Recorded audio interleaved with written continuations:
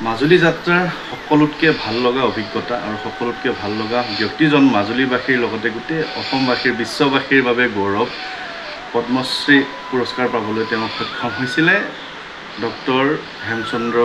দেৱগোস্বামী ডাঙৰীয়া তেখেতক লগ পোৱাৰ যি হাবিয়াস যি হেঁপাহ সেইখিনি পূৰ্ণ হ'ল আৰু তেখেতক আপোনালোকৰ সৈতে আপোনালোকে চিনিয়ে পায় তথাপি আপোনালোকৰ সৈতে মোৰ যোগেদি এবাৰ চিনাকি কৰি দিছোঁ আৰু আপোনাক দুআষাৰে কিবা এটা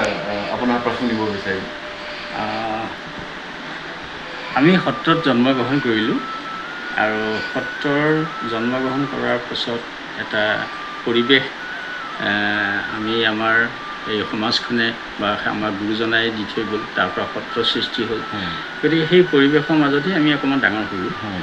আৰু উদ্দেশ্য লক্ষ্য আমাৰ এটাই আছে যে সমাজখন সুন্দৰকৈ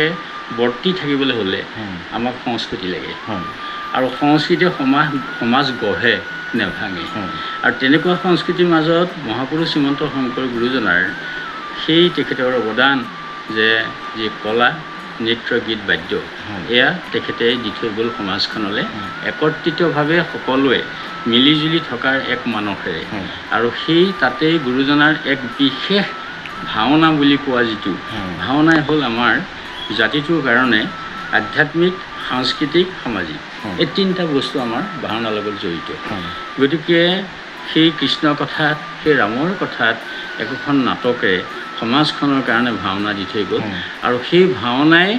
আদিতে হ'ল চিহ্নযাত্ৰা গুৰুজনাই নিজে কৰা আৰু সেই চিহ্নযাত্ৰাতে থকা গীত নৃত্য বাদ্য সংযোগেৰে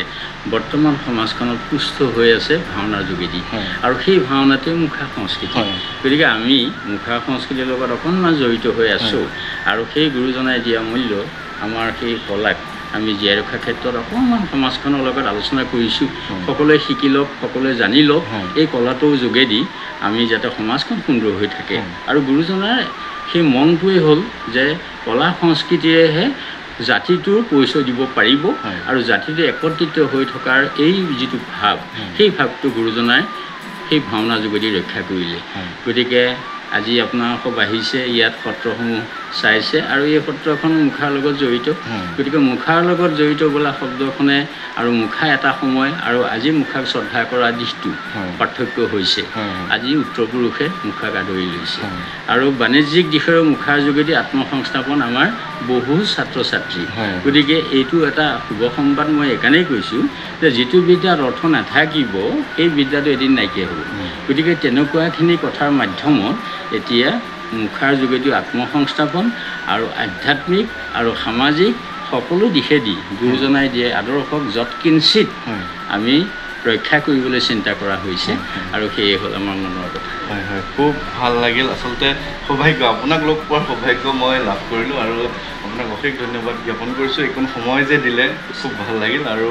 গোটেই ভাৰতৰ গোটেই বিশ্বৰ গৌৰৱ মাজুলীৰ যি মুখাশিল্পক গোটেই বিশ্ব দৰবাৰত প্ৰতিষ্ঠিত কৰিব পৰা এজন ব্যক্তি তেখেতক আপোনালোকৰ লগতে মোৰ দ্বাৰা ধন্যবাদ জ্ঞাপন কৰিছোঁ আৰু আপোনাকো অশেষ মানে শ্ৰদ্ধা জ্ঞাপন কৰিছোঁ ভাল পালোঁ মাজুলী জেগালৈ আহিলে মাজুলী সত্ৰ চালে ভালে থাকক ভগৱন্তই ভালে ৰাখক